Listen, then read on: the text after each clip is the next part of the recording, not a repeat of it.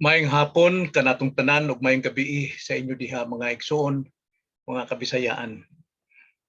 Awahagon ko kamo sa pag-abli sa atong mga balaang kasulatan sa 1 Pedro kapitulo 1 bersikulo 3 ngadto sa 5.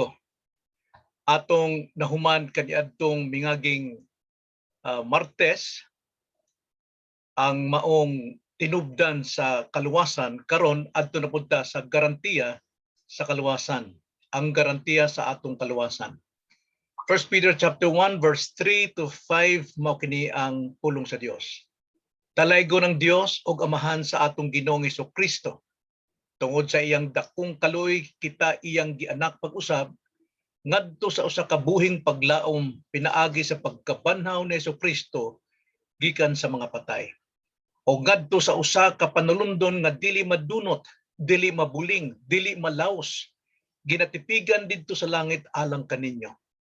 Nga mga ginabantayan sa gahom sa Dios, pinaagi sa pagtuo alang sa kaluwasan, nga andam na aron igapadayag unya sa kinaulihang panahon. Kini ang pulong sa Dios, ang garantiya sa atong kaluwasan. Magampo ta maigsuon. Dalaygo namong Amahan, salamat sa imong pulong, among ampo nga hinaot pa imong pag-aablihan ang among mga mata, ang among spiritual nga mata aron makita namo ang pagkanindot sa imong kamatuoran nga mo'y magbuhi sa among mga kalag o magpalig-on sa among kaluwasan. Salamat Ginoo, hinaot pa nga tabangan mo kami nga sabton kini og among dapat sa among mga kinabuhi. Kini among pag-ampo diha lamang sa ngalan sa Ginoong Hesukristo. Amen. So nakita natin nato maigsuon sa mga mingaging simana sa atong pagtuon ining 1 Peter atong nasayran ang tinubdan sa atong kaluwasan ngang maong tinubdan mao ang gugma sa Dios Amahan, ang pagbalaan sa balang espiritu ug ang katubsanan ni Hesukristo. Walay parte ang tao ni ining tinubdan. Busa walay ikapasigarbo ang tao pag-abot sa iyang kaluwasan. Karon, unsa may garantiya sa atong kaluwasan? Pinaagi ba sa atong pagkamaayo? Pinaagi ba sa atong pagbantay sa atong kaugalingon? Pinaagi ba sa atong kaarangan? Ana ba sa atong kahimuan? Ato kinintan-aon o giingon sa atong sumala sa atong gibasa 1 Peter chapter 1 verse 3 to 5, nagasulti dinhi nga kung Dios Trinidad ang tinubdan sa atong kaluwasan, labaw nga siya maoy atong garantiya sa maong kaluwasan. Natan-aw nato ni sa tulo ka parte sa atong mensahe, tulo ka puntos sa atong pagtan-awon bahin sa garantiya sa atong kaluwasan. Primero, sumala sa bersikulo 3, ang atong kaluwasan gigarantihan sa pagkabanhaw ni Hesukristo. Kini gigarantihan sa pagkabanhaw ni Hesukristo. Nagaingon ang bersikulo, dalaygon ang Dios og Amahan sa atong Ginoong Hesukristo. Tungod sa iyang dakong kaluoy, kita iyang gianak pag-usab ngadto sa usa ka buhing paglaom pinaagi sa pagkabanhaw ni Hesukristo gikan sa mga patay. Mauni dakong pagpahimatuod sa atong kaluwasan, sa kasiguruhan sa atong kaluwasan. Mao ang pagkabanhaw ni Hesukristo. Ang pagkabanhaw ni Hesukristo mao kini garantiya sa atong kaluwasan. Kay kung wala mo banhaw si Hesukristo, ang atong kaluwasan wala usab kasiguruhan. So dili igo ang pagtuora sa atong manluluwas, maigsuon. Kay kung wala tay pagsalig sa pagkabanhaw ug way pagkabanhaw ni Ginoong Hesukristo, wala tay kasiguruhan sa atong kaluwasan, mga igsoon. Tan-awon atong basahon ang 1 Corinto 15 bersikulo 14, unya muluksod ta ngadto sa bersikulo 17. Nagaingon mga igsoon 1 Corinthians chapter 15 verse 14. Og kung si Kristo wala banhawa, nan kawang lamang ang among pagwali o kawang lamang usab di ay ang inyong pagtuo. Kung dili tinuod nga si Kristo na banaw sumala sa mga pagwali sa mga apostol o sa tanang magwawali karon, na kawang lamang di ay ang atong pagtuo. Kay tungod dili tinuod ang pagkabanhaw ni Kristo. Versikulo 17, nagiingon, "Og kung si Kristo wala banhawa nan, ang inyong pagtuo wala lamay kapuslanan, og kamo anaa paghihapon sa inyong mga kasalanan." So busa maigsuon, gisulti ko ganiha nga dili igo ra ang pagtuo sumala sa mga giwali sa mga katao ay ibang laing mga Kristohanon karon nga tuo lang, salig lang kang Kristo o ikaw maluwas. Apan kung dili nila iwali o isaysay ang pagkabanhaw ni Kristo, ang pagtuo, walay kapuslanan, mga igsoon. Walay kapuslanan. Nganuman, kay tungod ang pagkabanhaw ni Kristo, buhat kini sa gahom sa Espiritu. Roma 1:4, nagiingon mga igsoon. Og uban sa gahom, gipaila nga anak sa Dios sumala sa Espiritu nga balaan pinaagi sa iyang pagkabanhaw gikan sa mga patay si Jesu-Kristo nga atong Ginoo. Now, ang pagkabanhaw sa atong Ginoo, Jesu-Kristo, pinaagi sa gahom sa balang Espiritu. Mausab pag-abot sa atong kaluwasan, sa atong pagkatawo usab, dili kita mataw pag-usab pinaagi sa atong kaugalingon, dili sa atong pagtuo lamang kang Kristo, kundi pinaagi sa gahom sa balang Espiritu. Atong basahon ang John 3:5. Unsay gisulti dito? Og si Jesus mitubag sa pagkatinuod magaingon ako kanimo, gawas kon ang tao igaanak sa tubig og sa espiritu. Igaanak sa espiritu, dili siya makasulod sa ginharian sa Dios. So naagyo ang balang espiritu giun sa pagbanhaw sa Jesu-Kristo gikan sa mga patay, mausab pagabanhawon kita sa bag-ong kinabuhi sa dihang ang musalig ta kang Kristo og sa iyang pagkabanhaw. Buhat lang gyapon ni sa balang espiritu. Titus 3:5 nagaingon, kita iyang giluwas dili tungod sa mga binuhatan nga nahimo nato sa atong pagkamatarong, kundili tungod sa iyang kaluoy, pinaagi sa paghugas sa pagkatawo pag-usab og sa pagkabag-o diha sa Espiritu Santo. So importante gyud may igsuon nga masayran nato nga atong garantiya sa atong kaluwasan mao ang pagkabanhaw ni Jesus. Kay tungod ang pagbanhaw kang Jesu-Kristo pinaagi sa gahom sa Espiritu, ang atong pagkatawo pag-usab sa diha mosalig ta kang Kristo, mausab ang buhat lang gyapon sa balang Espiritu. Tungod niini, nagingon ang atong bersikulo 3, dalaygo ng Dios og Amahan sa atong Ginoong Jesu-Kristo. Doon na natay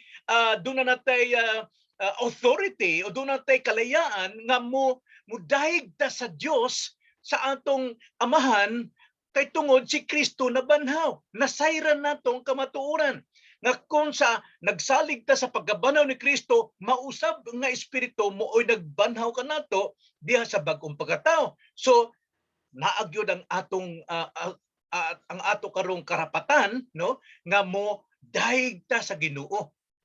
Atong pagkadaygon ang Amahan tungod sa iyang gugma, atong pagkadaygon ang Anak tungod sa iyang katubsanan, atong pagkadaygon ang Balang Espiritu tungod sa iyang buhat sa pagkatao nato pag-usap. Na ang pangutana, hain naman ang paningkamot sa tao. Hain naman ang pagpaningkamot sa mga tao. Hain naman ang relihiyon. Hain naman ang ikapasigarbo sa mga tao. Wala. Grasya lamang sa Dios kining tanan. Hatag lamang pinaagi sa kaluoy sa Dios kining tanan nga atong kaluwasan nga gigarantiyahan sa pagkabanhaw ni Jesus.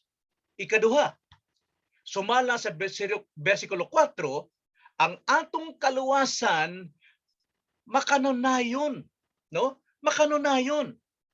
Ambot pasabot ang atong kaluwasan magapadayon hangtod sa kahangturan. Kay tungod ang garantiya nato ang pagkabanhaw ni Jesus. Og si Jesus dili na mamatay. Dili na siya ilansa ang pag-usab. Tungod sa kaluwasan, doon na tayo luna nga atong panulundon didto sa langit.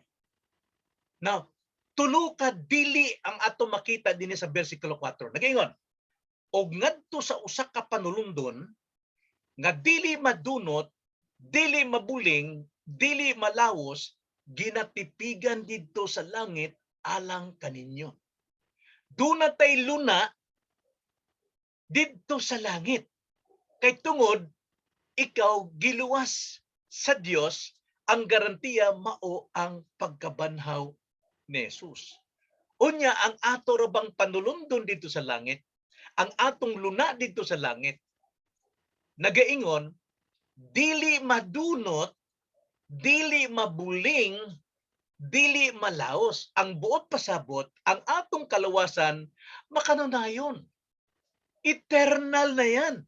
No, everlasting na ang atong kaluwasan. We have eternal life. Now karon, kining atong panulundon ginatipigan asa sa langit. Sa langit gitipigan. Kinsa may makakapot sa langit, kinsa may makakawat sa langit. Ang atong bahan dito sa langit, kinsa may makakawat, unsa may mga taya didto nga makadaot sa atong kaluwasan aron kini madunot, aron kini mabuling, aron kini malaos, garantisado ang atong kaluwasan. Ginitipigan ang buot pasabot, gibantayan, gigwardyahan. Gigwardyahan og maayo aron dili mawala. Kinsa may nagwardya in town na? Ha? Kining garantiya o pagtitibig kanato sama sa imong pag-deposit og kwarta sa bangko nga dunay mga gwardiya, dunay security. Hain man kini tipigi didto sa langit mga igsoon. Now, ang pangutana, hain man ang langit. Tudlo ta didto sa kuan. Apan kanang atong gitudlo, ang primerong langit lang na o ikaduhang langit. Apan kadtong tinuod nga langit nga puloy-anan sa Dios, wata kay bawog haid dapit pero paingon si taas. Walay makatugkad ni ining lugar kay kini eternal. Wala kini kinutuban. Kinsa may tuwa sa langit, may igsuon. Atong basahon ra gud ang gisulti didto sa 1 King chapter 8, no? Sumala diha sa kinabuhi ni Solomon nga naghalad siya niya pagkahuman, siya midayeg sa Ginoo. 1 King chapter 8 verse 27 nag-ingon, apan matuod ba gayod nga ang Dios mopuyo diha dinhi sa yuta? Aniya karon ang langit ug ang langit sa mga langit dili makaigo kanimo. Unsa pa ka labing ubos kining balay nga akong natukod. Now giingon diha nga ang langit nga puloy-anan sa Dios naapay ubang mga langit sa mga langit dili makaigo sa atong Ginoo, puno nga naman kutungod ang atong Dios walay kinutuban sab. Eternal ang atong Dios. So asa man magpuyo ang Dios sa eternal place, sa eternal heaven. 2 Chronicles chapter 2 verse 6. Apan kinsa ang makahimo sa pagtukod alang kaniya sa usa ka balay sa ginatan-aw nga siya dili man ngani maarang sa langit o sa langit sa kalangitan, busa kinsa man ako nga ako magatukod alang kaniya sa usa ka balay gawas lamang sa pagsunog sa insensyo sa iyang atubangan. Ang Dios tuwa sa langit sa mga langit. Dili siya mo arang dito, labaw pa siya sa langit. But pasabot may igsuon, kinsa may makaadto. So, garantisado ang atong kaluwasan nga makanunayon. Garantisado ang atong kaluwasan primero kay tungod kini pinaagi sa pagkabanhaw ni Jesucristo, o niya ikaduha garantisado kay tungod kini makanunayon, eternal. So paningkamot ba sa tao ang makaangkon og luna sa langit? Paningkamot ba sa tao nga iyang mabantayan ang iyang kaluwasan? Dili ba grasya ni Jesus nga giandam alang sa mga naluwas? Kining langit maigsuon ang atong panulundon o ang atong luna giandam ni sa Dios. So unsa may gitipigan dito? Ang atong panulundon. Unsa may panulundon? Ang atong luna sa langit. Kung sa Israel, mao kini ang puloy-anan didto sa Kanaan nga gi-promise alang kanila. Apan kanato, mao kini ang atong panulundon dinhi sa yuta nga tuag yun sa langit, no? Mo naginganlan na now and not yet. Karon naa na natong kaluwasan apan wala pa ta didto sa langit. Mao na ang atong kaluwasan, now and not yet. Ang atong spiritual kanaan mao ang ating luna, ang atong puloy-anan didto sa langit. Asa man nato mabasa na. Juan 14 bersikulo 1 ngadto 4. Nagaingon si Jesucristo, kinahanglan dili magkaguol ang inyong kasing-kasing. Sumalig kamo sa Dios o sumalig usab kamo kanako. Sa balay sa akong amahan, ana ay daghang puy-anan.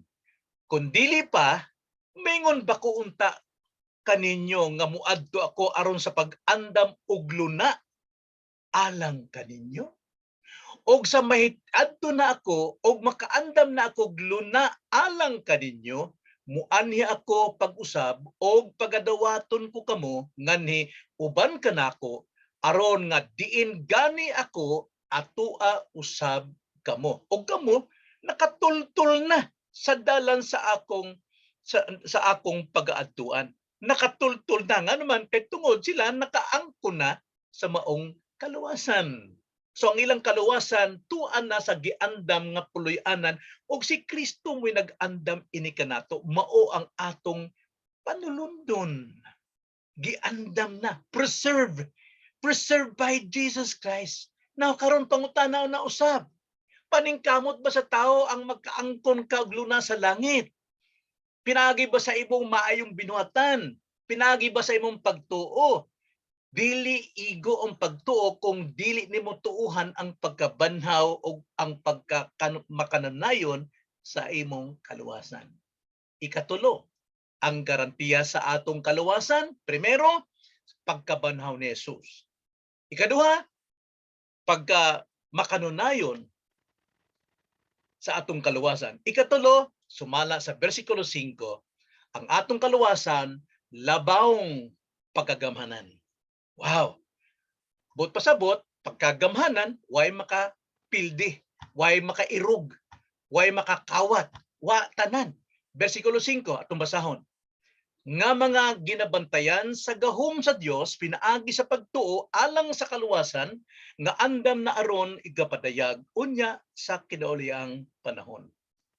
Nagaingon din gamhanan kini ang atong kaluwasan. Sumala sa bersikulo 4 nga naman, kay dili madunot, dili mabuling, dili malaos.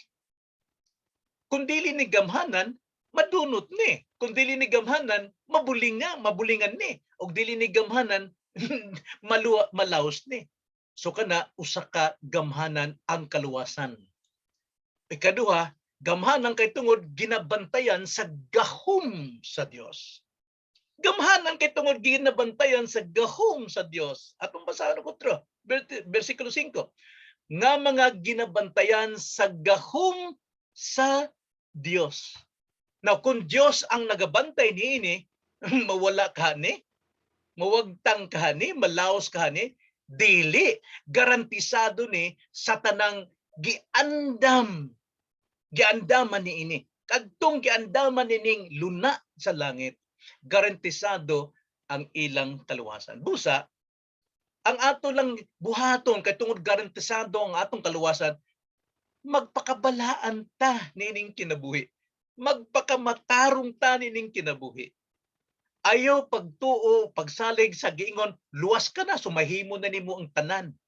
Unsa may buhaton nimo, hala inom, kaon, aron, kay tungod ikaw langit na. Mao kanay limbong sa yawa. Kay ang tinuod, dunay panulundon dito sa langit, iya kining balaanon dinhi samtang naa pa sa yuta. Matarong siya pinaagi sa pagsubay, pagpaminaw, pagsubay diha sa pulong sa Dios, pagpadako sa iyang gugma sa atong Ginoo sa Kristo. So, kung ikaw dunay panulundon sa langit, makita ni imong kinabuhi nga ikaw nahamtong sa pagtuo, ikaw malig-on sa pagkamatarong, ikaw dako ang imong gugma sa Dios kay maingon si Kristo kadtong nagtipig o nagkinabuhi sa akong pulong, siya mao ang nahigugma kanako. Kasaligan ba ni? Kasaligan ba nato ni? Natural.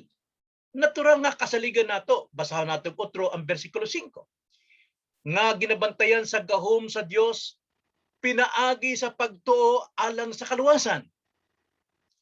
Kining atong kaluwasan, maigsaon, nagsugod ning ngadto sa pagtuo didto sa gibuhat ni Kristo. Dili sa atong kaugalingong pagpaningkamot atong gituuhan. Kundi ang atong gituuhan, ang object of our faith is Jesus Christ alone. Og kahibalo ta ng atong pagtuo dili gikan kanato, dili atong nature. Kay tungod kita na atas human nature, so therefore ang atong faith is human faith. Kinahanglan naagyud nato ang heavenly faith, ang spiritual faith, ang saving faith. Og kining faith moabot kini diha sa pagpaminaw, di ba? Nasabta nato na. Karon, nagaingon ang bersikulo nga kini ginabantayan sa gahom sa Dios pinaagi sa pagtuo, nagikanis pagtuo, no? Og kini ikinabuhi nato lamang gihapon sa pagtuo. Ang kining kaluwasan kining kaluwasan giandam aron sa aron igapadayag unya sa kinauliang panahon. So kini nadawat nato pinaagi sa pagtuo, dili pinaagi sa atong binuhatan. O kini pod atong ipanginabuhi sa pagtuo, sumala sa Roma 1:7, kay diha sa maayong balita ginapadayag ang pagkamatarong sa Dios nga pinaagi sa pagtuo ngadto sa pagtuo, sumala sa nisulat nga nagaingon mabuhi ang namatarong og pinaagi sa pagtuo. Mao nay makita nato diha sa kinibuhang Kristohanon. Pagtuo, pagpanginabuhi sa atong doktrina nga tinuod og pagpanginabuhi sa atong gituuhang kaluwasan og pagpanginabuhi nato sa pagtuo sa Dios nga mao'y nagabantay sa atong panulundon didto sa langit. So unsa may ato karong leksyon nga mahagdaw nato maigsuon nining hapuna bahin sa atong garantiya sa kaluwasan. Nakita nato primero nga sa atong tinubdan sa kaluwasan, hangtod sa garantiya sa atong kaluwasan, buhat lang ni sa Dios. Walay luna, walay parte gyud ang tao aron di ta malimbungan nga nasa atong kusog, nasa atong pamaagi, nasa atong pagpaningkamot, nasa ato ang atong pagbantay aron magpabilin ng atong kaluwasan kana usana ka limbong nga pagtulunan. Pag-abot sa kaluwasan, iya lang gyud sa Dios. Siya mo'y nagsugod, siya ang magpadayon hangtod sa kanturan, siya mo'y magbantay. Siya kini maoy maggwardya niini. Apan ang atong buhaton samtang ni at dining luwasnon nga wa pa ngadto sa langit nga luwasnon, be holy. Be holy, for I am holy, and sabi ni Jesus Christ. Magpakamatarong ta kay tungod ang atong Dios matarong. Kung kita nagbalaan o kita nagkinabuhig matarong, tinuod na kita sama sa iyang bugtong anak. So ang kaluwasan, ang garantiya niini, madawat lamang pinaagi sa pagtuo. Kaya ang taong gimatarong, magkinabuhi sa pagtuo. So busa maigsuon, kung kita makasala, nga nagsalig tang kita dunay kaluwasan, kung makasala kita, aron mawa ang atong guilty conscience, mawa ang atong pagduda, maigsuon, unsay pagabuhaton. 1 John 1:9, if we confess our sins unto Him, He is faithful and just to forgive us and cleanse us from all unrighteous deeds. Mo na'y garantiya. Kinahanglan magkinabuhi ta diha sa pagtuo. Dili gyud kalikayan nga dili pa kita, nga dili kita makasala nini. Apan nagaingon ng 1 John chapter 2 verse 1, do na tay tigpataliwala, do na tay attorney sa langit nga mo duol nga tos amahan nagaingon, amahan pasayloa kining akong gitubos na anak, nasayop na sabsa. Mao kana ang makahatag natog assurance na bisan kita og huyang makasala, tunay kapasayloan.